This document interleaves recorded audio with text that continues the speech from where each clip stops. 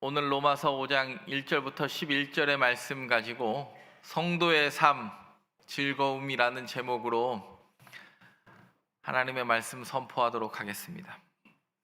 로마서를 읽다 보면 1장부터 16장까지 읽는 동안 어렵게 느끼시는 분도 있고 쉽게 느끼시는 분도 있습니다. 이게 16장 되는 신약 성경이 로마서만 있는 게 아닌데 고린도전서는 쉽게 읽어지는데 로마서가 좀 어렵게 느껴질 때가 있습니다. 이 앞에 있는 교리 부분이 쉽지 않기 때문입니다. 로마서는 읽을 때 절마다 있는 나무도 봐야 되고 큰 숲도 봐야 되는 게 로마서인데, 오늘 로마서 5장의 내용을 통하여 하나님께서 우리에게 주시는 음성 듣는 시간 되기를 간절히 바랍니다. 로마서는 1장부터 4장까지는 이렇게 설명을 합니다. 1장은 이방인의 죄를 설명합니다. 이방인의 죄를 설명하면서 하나님이 없어서 죄를 짓는다고 그래요. 그러니까 이방인은 뭐가 없죠? 율법이라는 기준이 없어서 이게 죄인지 아닌지 모른다. 2장은 유대인의 죄는 뭐냐면 율법이 있긴 있는데 그 율법을 다 지켜요? 못 지켜요? 못 지켜서 죄인이에요. 그래서 3장 1절에 로마서 3장 1절에 보면 이렇게 설명을 해요. 모든 사람이 죄 아래에 있다. 율법이 있는 자나 없는 자나 이방인이나 유대인이나 할례자나 무할례자나 모든 사람이 다 죄 안에 있다. 그러면서 믿음을 선물로 받았습니까? 믿어서 의롭다함을 받았습니까? 내가 열심히 행위로 의롭다함을 받았습니까? 믿음으로 의롭다함을 받았다고 설명을 합니다. 그게 칭의예요. 그리고 나서 그러면 그 칭의가 구약에서도 있었나? 율법이 있었던 구약에서도 있었나? 그때 딱 두 사람의 예를 들어요. 누구냐면 아브라함과 다윗이에요. 그래서 사도 바울은 창세기 15장 6절에 보면 아브라함이 그를 믿으니 그를 의로 여기셨다는 그 구절을 통하여 17장에 창세기 17장에 나오는 할례라는 율법적 행위가 있기 전에 아브라함을 의로 여긴 건 믿음이다 라고 설명을 해요. 그리고 오늘 5장에 보면 이렇게 이야기합니다. 모든 사람은 죄 아래에 있으니까 반드시 뭐합니까? 죽어요. 근데 그 죽음으로부터의 자유를 설명을 하고 6장은 죄로부터의 자유를 설명을 하면서 죄로부터의 자유를 세례로 이야기합니다. 그리고 7장에 부부관계를 이야기하면서 율법으로부터의 자유를 이야기하는데 7장의 율법으로부터의 자유는 옛날 신랑이 있었습니다. 옛날 신랑은 구약을 예로 드는 거죠. 옛날 신랑이 죽었으니까 이제 누가 왔어요? 새 신랑 예수 그리스도가 왔다. 그러면 새 신랑 오면 옛날 신랑의 법이 적용되는 거냐, 새 신랑의 법이 적용되는 건가? 당연히 그 얘기를 부부관계를 통해서 이야기하고 8장에 너무나 어떻게 보면 로마서의 하이라이트였던 8장이 성령으로부터의 자유가 아니라 성령 안에서 누리는 자유를 이야기합니다. 오늘 5장은 그래서 뭘 이야기하는가? 죽음으로부터의 자유, 반드시 죽어야 하는데 그걸 어떻게 누릴 수 있는가? 오늘 이야기하는 거예요. 5장 1절에 서두는 이렇게 시작합니다. 여러분, 신앙생활은 즐겁습니까? 불행합니까? 아니 근데 즐거운데 표정이 왜 이러세요? 여러분, 즐거우면 표정에서도 드러나요. 만약에 이 문을 열고 나갔는데 여러분을 명절 잘 보내라고 5만 원씩 가득 든 비타500 한 박스를 다 5만 원권이 가득 든, 그러면 생각만 해도 예배가 빨리 끝났으면 좋겠죠. 근데 여러분, 이 문 열고 나가서 그런 일이 안 생깁니다. 여러분, 아니 5만 원권 담은 비타500 한 박스만 받을 생각만 해도 그렇게 기쁜데, 여러분 영생을 얻은 자답게 이 땅을 즐겁게 살아갈 수 있기를 바랍니다. 여러분, 성도는 부끄러운 직분이 아닙니다. 성도는 이 땅에서 가장 우리가 누릴 영예로운 직분이에요. 구원을 받은 사람이 그 거룩한 길을 간다잖아요. 장례식 할 때 보면 집사 아닌데 이미 뭐 장례식장 딱 위로 예배 드리려고 딱 가면은 집사 누구누구 이렇게 본인이 이미 집사가 임명이 됐어. 자녀들이 이미 집사로 임명을 해놨어요. 왜 그렇죠? 성도라는 게 가끔, 여러분 제가 그 얘기합니다. 집사도 성도고 장로도 성도고 목사도 성도예요. 여러분, 성도만큼 가장 영예로운 우리를 나타내는 이름이 있습니까? 성도 박요한. 여러분, 이것만큼 가장 영예로운 호칭은 없다고 생각합니다. 얼마나 즐겁냐면 시편 1편 2절에 시편의 기자가 이렇게 합니다. 복 있는 사람은 오직 여호와의 율법을 즐거워하여 그의 율법을 주야로 묵상하는도다. 여러분, 율법은 즐겁지도 않고 주야로 묵상하기도 어려우니까 성경책을 딱 펴는 순간 오늘도 사랑하는 자에게 잠을 주시는 줄 하나님. 이렇게 큰 목소리로 설교하는 목사 앞에서도 잠이 오잖아요. 여러분, 근데 성경이 이야기해요. 그의 율법을 즐거워한다고 그래. 즐거워한다. 율법은 제약을 하는 것 같고 간섭하는 것 같고 엄마 잔소리보다 더 세게 우리를 간섭하는 것 같지만 그 율법 이면에 있는 하나님의 마음을 아니까 율법이 즐겁대요. 아니, 공자도 이런 얘기 하지 않았습니까? 지지자 부려 호지자, 호지자 부려 낙지자. 아까 그랬더니 낙지자. 여러분, 지식이 있는 사람은 좋아하는 사람을 이길 수 없고, 좋아하는 사람은 뭐하는 사람을 이길 수 없대요. 즐기는 사람을 이길 수 없다고 공자도 이야기하지 않았습니까? 여러분, 신앙은 즐거움의 연속이에요. 오늘 본문 보면 2절과 3절과 11절에 즐거워한다라는 표현이 3번 등장을 해요. 오늘 저와 여러분의 성도의 삶이 즐겁기를 바라는 마음으로 하나님의 말씀 선포합니다.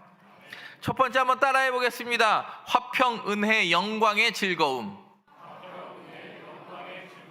오늘 본문 1절에 이렇게 이야기합니다. 그러므로 우리가 믿음으로 의롭다 하심을 받았으니.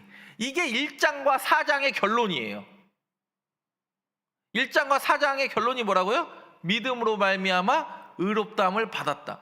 결론 내고 왜 죽음으로부터 자유가 일어나는지를 설명을 하는 거예요. 누구와 더불어 화평을 누리자? 하나님과 더불어 화평을 누리자. 2절에 이렇게 이야기합니다. 또한 그로 말미암아 우리가 믿음으로 서 있는 이 은혜에 들어감을 얻었으며 하나님의 영광을 바라고 즐거워하느니라. 여러분, 그리스도인이 누리는 3가지 삶의 자리가 있다라고 그래요. 첫 번째 뭐예요? 하나님과 화평하는 자리고, 은혜의 자리고, 영광의 자리. 내가 누릴 수 있는 게 아니라 예수 그리스도로 말미암아 누리는 영광의 자리다. 목사가 로마서 설교할 때 힘든 일이 뭔지 아십니까? 교리 설교하다가 자는 사람이 많을까 봐 힘든 거예요.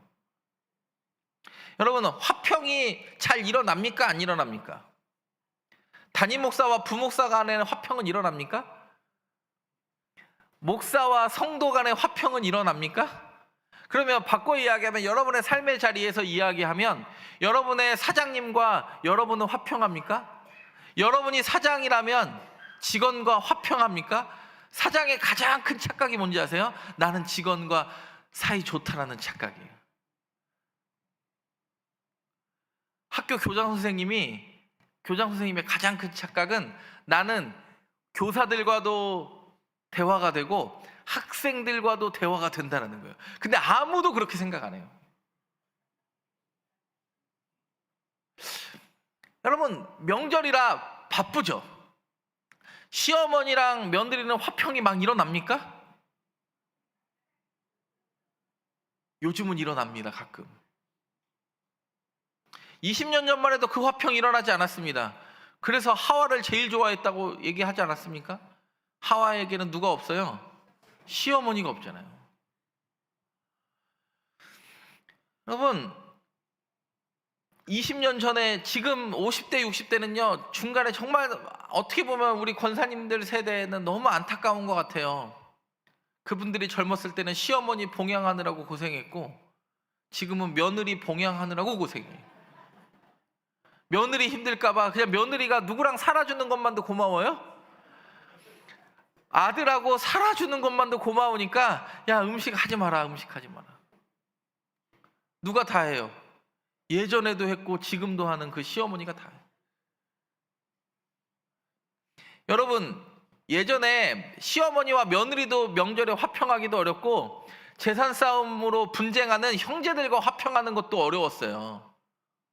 근데 오늘 이야기합니다. 죄로 인하여 단절됐던 누구와 화평을 누리다? 하나님하고 절대 친해질 수 없을 것 같은 우리가 이미 뭐 하고 있다고요? 화평을 누리고 있다. 저는 하나님께서 은혜 주셔가지고 뭐 아등바등 싸웠지만 그 전에 목사님들하고, 담임 목사님들하고 그래도 편하게 전화할 수 있는 사이는 된 것 같아요. 그래서 제가 지난주에도 연동교회 이성희 원로 목사님이랑 김주영 목사님을 이제 따로따로 찾아뵙고 이제 명절 인사도 하고, 이번 주에는 거룩한 빛 광성교회 정성진 목사님하고 우리 원로 목사님 찾아뵙고 우리 교역자들하고 인사하려고 하는데, 제가 우리 교역자들한테 아침 회의하면서 그랬어요. 그동안 받은 은혜가 있는 목사님들 찾아뵙고 인사해라, 은혜가 있다면. 근데 보통 부목사 있던 사람들이요, 담임 목사 잘 찾아갑니까? 안 찾아갑니까? 안 찾아가게 돼요. 왜요? 좋았던 추억도 있지만 안 좋았던 추억도 있거든요. 근데 저는 그 교회를 나오면서 다 잊어버렸어요. 하나님이 진짜 저에게 은혜 주신 건 안 좋았던 기억은 기억나지 않고 좋았던 기억만 기억나게 하시더라고요. 그러면서 지금 편하게 이야기할 수 있는 사이가 되었어요. 근데 여러분, 누군가와 화평을 이루는 것 매우 어렵습니다. 며느리도 어렵고 사위도 어렵고, 사위는 뭐라 그래요? 백년 손님이라고 그래요. 근데요, 사위가 장인 장모님한테 잘하면 제 아내가 그렇게 기뻐하더라고요. 여러분, 화평은 쉽진 않은 겁니다. 추석 때 이미 누군가를 만나기가 두려우면 화평의 시작이 이미 시작부터 어려운 겁니다. 근데 예수 믿는 우리가 조금 접고 들어가면 안 되겠습니까? 조금 손해보면 안 되겠습니까? 예수 그리스도로 말미암아 하나님과 화평을 이미 누린 자답게, 말도 안 되는 그 화평을 누린 자답게 여러분이 평화의 사도 되기를 간절히 바랍니다. 명절을 지나면서 은혜가 가끔 불편할 때가 있어요. 여러분, 은혜가 성도를 이야기하는 가장 좋은 단어이기도 하지만 성도들이 가장 불편하게 여기는 단어도 뭐냐면 은혜예요. 왜요? 은혜로 다 덮자는 거예요. 여러분, 요나 보세요. 여러분, 요나 같은 마음이 요나에게만 있는 게 아니라 예수 오래 믿은 우리에게 다 있어요. 자기가 구원받은 거는 당연한 거고, 니느웨 12만 명이 죽는 거는 또 당연한 걸로 여겨요. 그러니까 막 요나가 막 불구경 물구경 사람 죽는 구경 하고 싶어가지고 니느웨 언덕에서 박넝쿨 밑에서 뭐 합니까? 12만 명 어떻게 죽는지 구경하려고 딱 앉았더니 하나님이 박넝쿨을 갑자기 말리시더니 무슨 일이 발생하는지 아세요?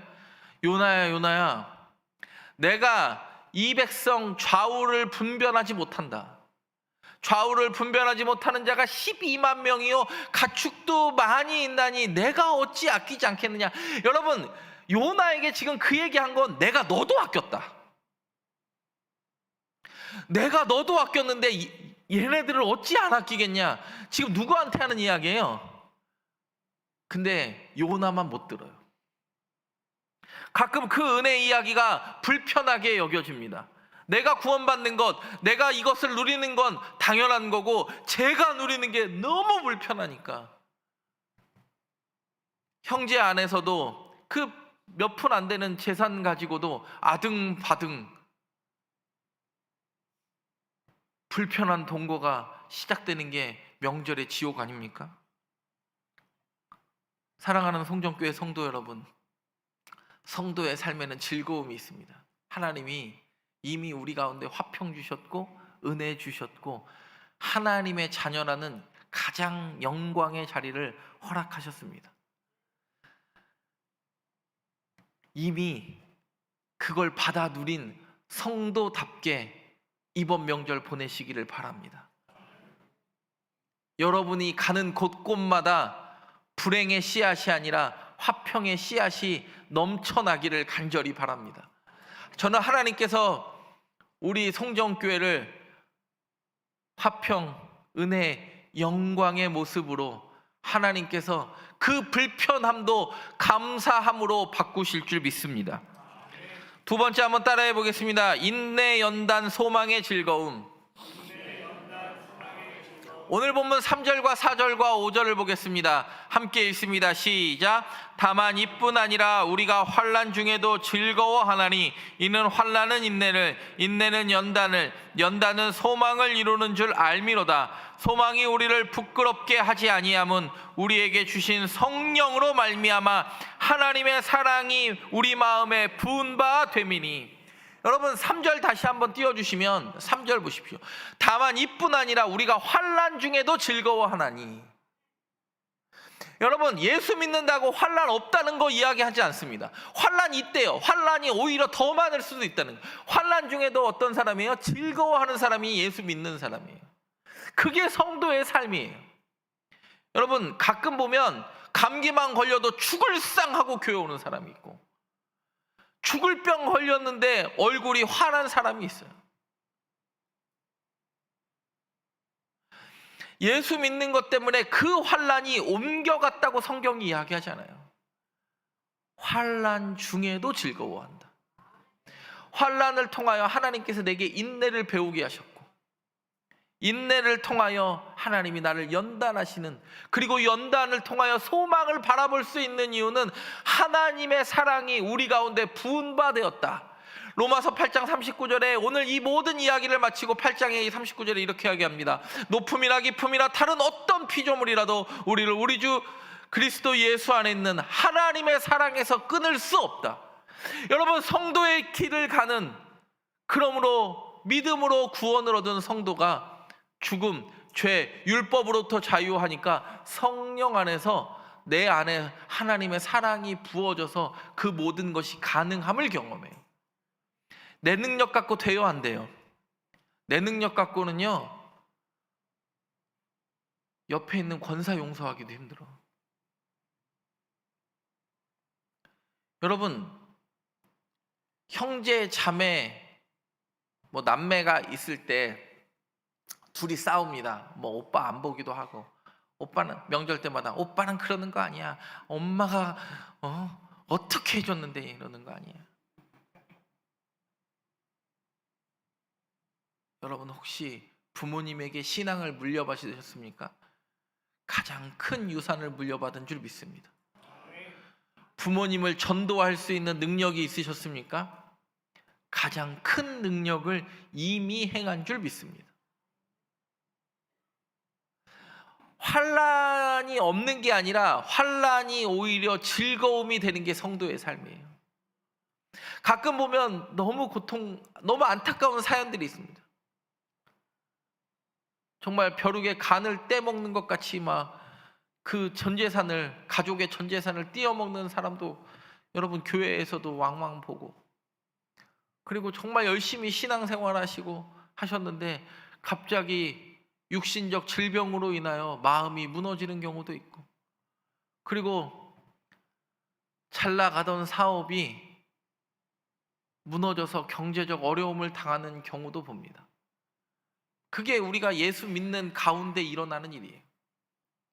근데 오늘 성경이 이야기합니다. 성도는요 환난 중에도 즐거워한대. 스데반 집사님 보십시오. 환난을 피하게 해달라고 기도하지 않았어요.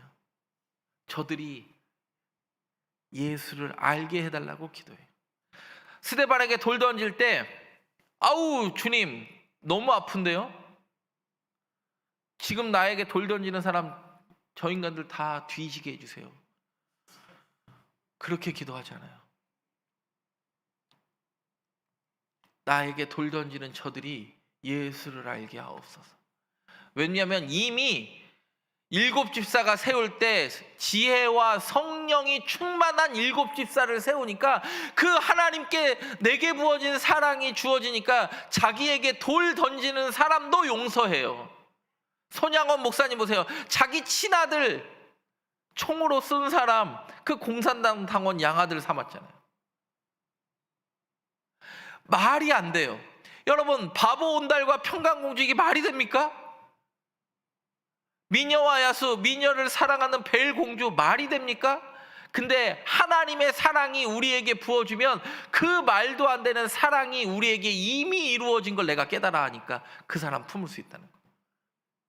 여러분 명절에 예수 그리스도의 사랑이 넘쳐나기를 바랍니다. 전 부치는 대로 집어먹다가 얼굴 부어서 나타나지 않는 명절 되기를 바라고 사랑이 넘쳐 흘러서 환난 중에도 즐거워할 수 있는 명절 되기를 바랍니다.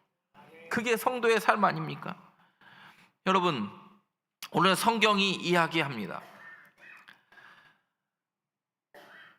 부모는요 자식을 무조건 사랑해요. 부모가 능력이 있어서 자식을 무조건 사랑해요? 아니에요. 이미 내가 이 자식을 키우다 보니까 내 부모가 얼마나 나를 사랑하며 키웠는지를 내가 아니까 사랑하게 되는 거예요. 부모는 죽으면 땅에 묻고 자식을 죽으면 어디에 묻어요? 가슴에 묻어요. 자식은 부모를 버릴 수 있어도 자식을 버리는 부모는 없어요. 어차피 자식이나 부모나 똑같은 죄인의 모습 아닙니까? 그 죄인의 모습 속에서 나를 사랑하신 그 부모가 생각이 나니까 기억이 난다. 여러분 미루지 않기를 바랍니다. 구약 성경 보면 사울과 다윗의 가장 큰 차이가 뭔지 아세요? 사울은 사인이 왔을 때 거부하는데 다윗은 자신의 그 연약함을 발견하고 일어나요. 여러분 사울이 더 힘들었습니까? 다윗이 더 힘들었습니까? 사울은요 금수저로 태어나가지고 뭐 아버지 나귀 찾으러 갔다가 왕 된 사람 아니에요? 한 번도 어려운 일을 겪지 않았어요. 근데 언제 어려움을 겪어요? 다윗 죽이러 다닐 때 어려움을 겪어요. 근데 다윗 보세요. 골리앗 한 번 잘못 죽였다고 사울한테 쫓겨다니기 시작하는데요. 이게 한 번 실수가 또 일어나니까 밧세바 간음하고 이후에 어떻게 돼요? 자기 아들 세 번째 아들이 암논을 큰 아들을 죽여버려요. 자기 딸이 형제간에 강간을 당해요. 그리고 자기 세 번째 아들 압살롬이 아버지 죽이겠다고 쫓아와요. 베냐민 지파 비그리 사람 세바가 다윗 죽이겠다고 쫓아와요. 자기가 인구조사 한 번 했다고 7만 명이 자기의 인구조사 한 번 때문에 7만 명이 백성 7만 명이 몰살해요. 여러분 다윗처럼 힘든 왕 없었어요. 다윗처럼 고난당한 왕 없었어요. 근데 우리가 다윗을 고난당한 왕이라고 생각하지 않아요. 왜 그런지 아세요? 하나님의 음성 들릴 때 반응해요. 그게 사울과 다윗의 차이예요. 여러분 우리 실수합니다. 미루지 말고 just do it. 나이키도 이야기하지 않습니까? 지금 당장 하라고. 미루지 말고 사랑은 표현하는 거라고. just do it. 이번 명절에 내 불편한 사람들에게 먼저 손을 내밀 줄 아는 사랑의 원자탄, 사랑의 전령사, 이미 하나님의 사랑이 부은 바 된 하나님의 사람 되기를 간절히 바랍니다. 마지막으로 한번 따라해 보겠습니다. 연약 죄인 원수 되었을 때의 즐거움. 성도의 기쁨은요, 화평, 은혜, 영광의 자리의 즐거움이 있다. 그리고 하나님이 나를 성장시켜 주시는 인내, 연단, 소망의 즐거움이 있다. 세 번째는 연약 죄인 원수 되었을 때의 즐거움이 있다. 성경이 이야기합니다. 6절에 이렇게 이야기합니다. 우리가 아직 연약할 때. 8절에 이렇게 이야기합니다. 우리가 아직 죄인 되었을 때. 10절에 이렇게 이야기합니다. 우리가 원수 되었을 때. 여러분, 나를 사랑할 조건이 없어요. 내가 연약했는데 하나님이 나에게 다가오셨어요. 내 힘 있을 때, 내가 하나님 대접할 만할 때. 가끔 이런 사람이 있어요. 내가 성공하면 찾아가야지. 아니요, 제가 목사가 되니까 성공해서 찾아오는 성도보다 그냥 목사 이름 기억해주는 성도가 훨씬 낫더라고. 누군가 보기에 부끄럽지 않은 성도가 아니라 그냥 병약한 몸 이끌고 하나님의 도움을 간구하는 성도가 하나님이 찾는 성도 아니에요? 세상에서도 인정받고 교회에서도 인정받는 그런 모습보다는 세상의 관점과는 다른 하나님의 방법으로 연약하고 죄인 되었을 때, 하나님과 원수 되었을 때 그분이 우리 가운데 찾아오시잖아요.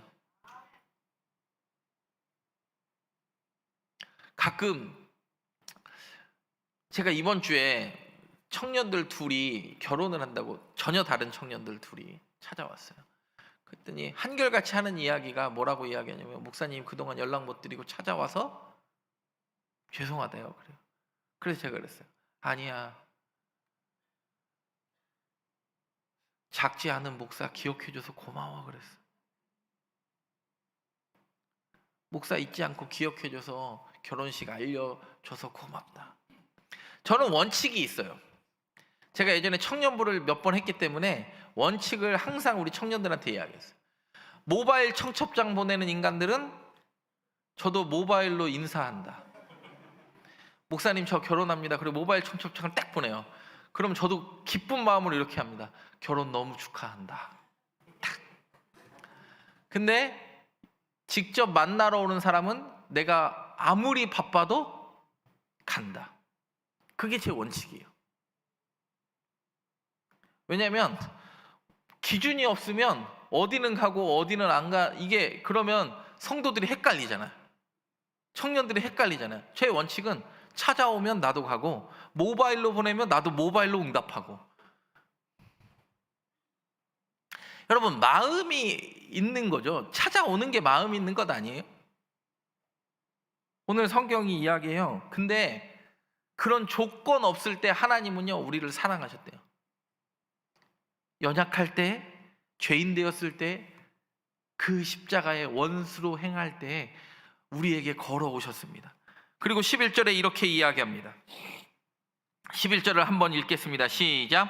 그뿐 아니라 이제 우리로 화목하게 하신 우리 주 예수 그리스도로 말미암아 하나님 안에서 또한 즐거워하느니라.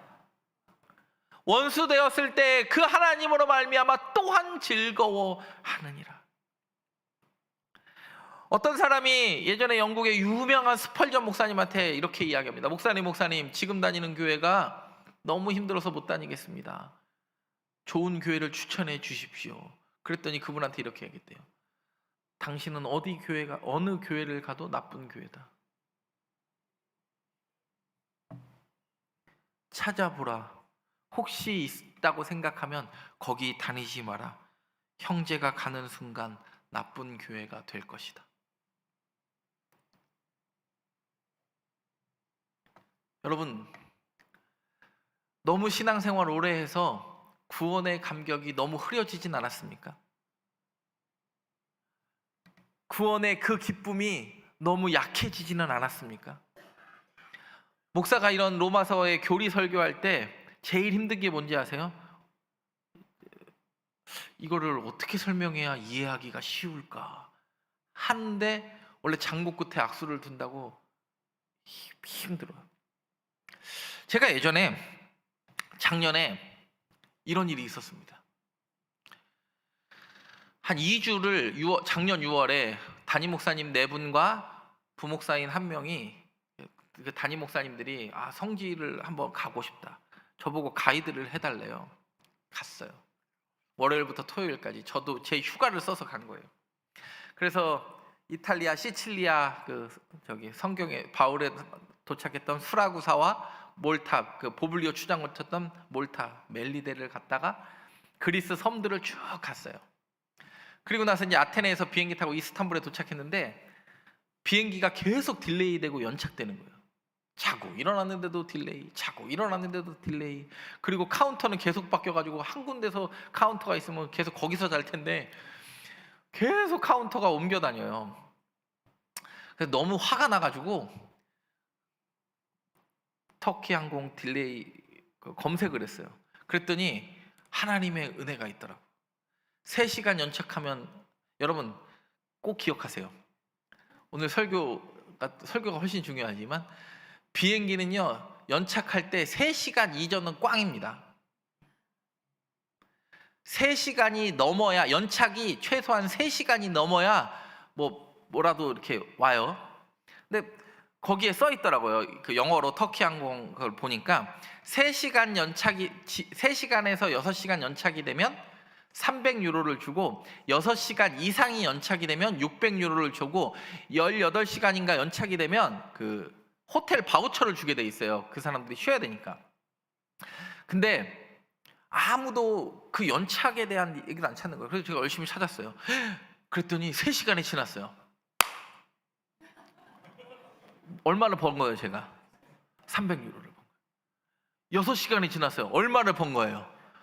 600유로. 그때 당시로 말하면 거의 100만 원 되는 돈을 번 거예요. 그러면 제가 150만 원 주고 표 샀는데 이미 3분의 2 먹은 거예요, 안 먹은 거예요? 근데 중요한 사실 하나, 청구하지 않으면 안 줘요. 이메일이 여러 번 영어로 이메일이 왔다 갔다 하고, 그 300명이 비행기를 탔는데 300명한테 무조건 그 100만 원, 600유로를 지불하는 게 아니라, 내가 왜 딜레이가 되어가지고 딜레이에 대한 사진을 찍고 항공권을 찍고 여권을 찍고 그 비행기에 탑승했는지를 증명해야 거기서 돈을 주는 거예요. 우리는 당연히 뭐 하면 줄 것 같아요? 내가 그 비행기를 돈 주고 샀으니까 당연히 100만 원씩 환불해줘야 될 것 같은데 그런 일은 발생하지 않아요. 제가 그거 보고서 놀라운 진리를 깨달았어요. 모든 사람에게 그 100유로를, 그 비행기를 탄 모든 사람은요, 그 100유로를 탈 권리는 있어요. 근데 모든 사람이 그 권리를 누리지는 않는다라는 거예요. 저와 여러분이 하나님과 더불어 화평을 누릴 은혜가 있어요. 연약하고 우리의 조건과 상관없어요. 이미 하나님이 주기로 작정했으니까. 여러분이 그 믿음의 결단만 하면 하나님이 저와 여러분의 성도의 삶을 즐겁게 하시리라 믿습니다. 그건 저와 여러분의 형편과 상관없이 연약하고 죄인 되었을 때, 원수 되었을 때에도 하나님은 우리의 삶을 즐겁게 하실 겁니다. 저와 여러분의 신앙 여정이 환난이 있을지라도 즐거움의 여정 되기를 간절히 바랍니다. 기도하겠습니다. 사랑의 하나님, 오늘도 우리를 의롭다 하시고 화평과 은혜와 영광의 자리에 세워주심을 감사드립니다. 환난 속에서도 인내와 소망을 이루게 하시고, 우리가 연약하고 죄인 되었을 때, 원수 되었을 때에도 십자가로 사랑을 확증해 주셨사오니 그 은혜에 감사하며 기쁨으로 헌신하게 하옵소서. 예수 그리스도의 이름으로 기도드립니다. 아멘.